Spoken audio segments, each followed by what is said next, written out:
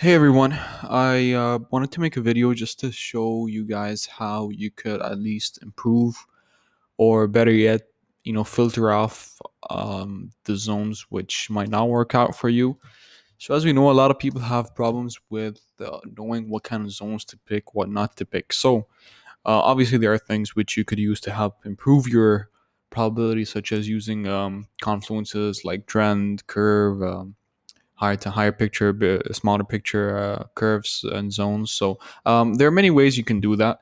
But for now, I just want to go over in terms of the zones themselves. So whenever we see a zone that is formed, ideally before we decide to take it, we would want to see how price reacts after the zone is created. So let's say here's a zone.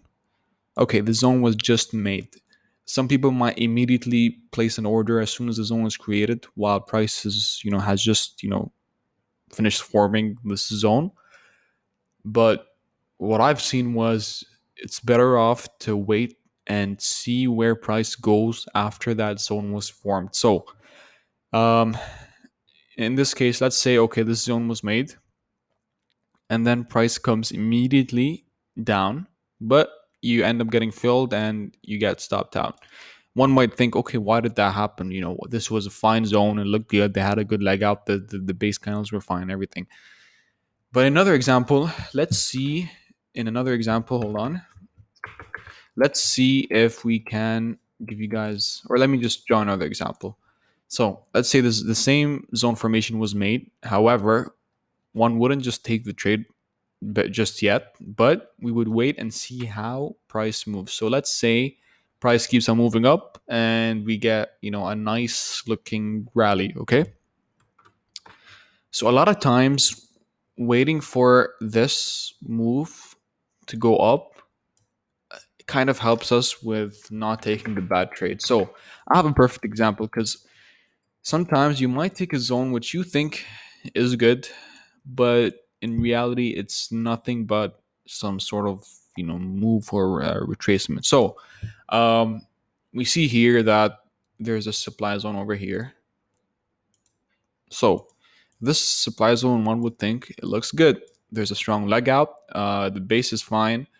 Um, it's part of a downtrend, but here's the thing: as soon as this leg out was formed, what did price do? Price went all the way back here. Why? To come back to this supply zone right here. So what I'm trying to say is obviously we can't detect this all the time, but if we can put into context where price decides to go after a zone is formed, that is kind of going to help us with not taking these kind of bad trades. So here's another example. So you see this drop based drop that was just made. It was just formed. As soon as it was formed, price came back up and you got stopped out. So um, if you can at least wait for confirmation, so you want to know that this is not just a pullback and you're going to get stopped out. You want to make sure this is a continuation downwards. So let me show you an example of one that actually worked quite well, and that is going to give us a decent idea. So okay, this is not the best example, but this is better than nothing. So as soon as this zone was formed, okay, there were many base candles, but it's fine. This is a clear zone. um, you want to wait and see how price moves, so you can see that there's a decent continuation pattern over here. So once price comes back up, you manage to get into profits.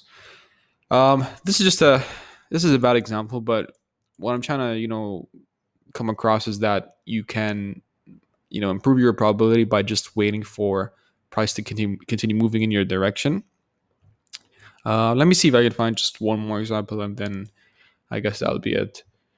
Okay, so this isn't again the best example, but I guess we can consider this to be an example. So this is a demand zone. Okay, rally based rally. Obviously, the base candles aren't good because it's moving downwards. But anyway, um, as soon as the zone was formed, we had a nice move up. So you could say that like the zone led to this huge move up, right? And when price came back down, boom, you got your move up.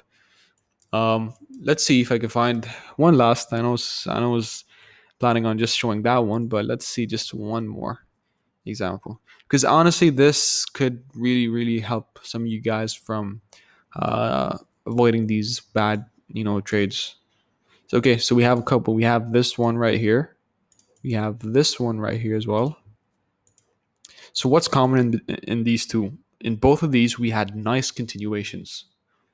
This one we had a nice continuation, so you can see this move that happened down. And the same thing over here. We had a really nice move up.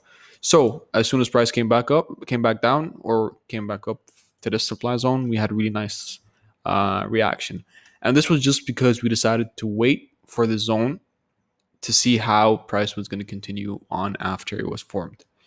If you guys backtest this or implement this in your trading, I'm sure you're going to see a lot of more improvements, because a lot of people take zones as soon as they're formed, and it doesn't always work out well. There has to be a way for you to filter off some bad zones, because if you're not gonna find a way to filter zones, you're just gonna take every single zone you see. It's not gonna work out for you, because obviously price has there are lots of zones. Like in this chart, easily one could say there are like 100 zones, but if you know how to filter them well, if you know what you're looking for, this is gonna help you improve your odds. So I hope that helped, and yeah, thank you guys for watching.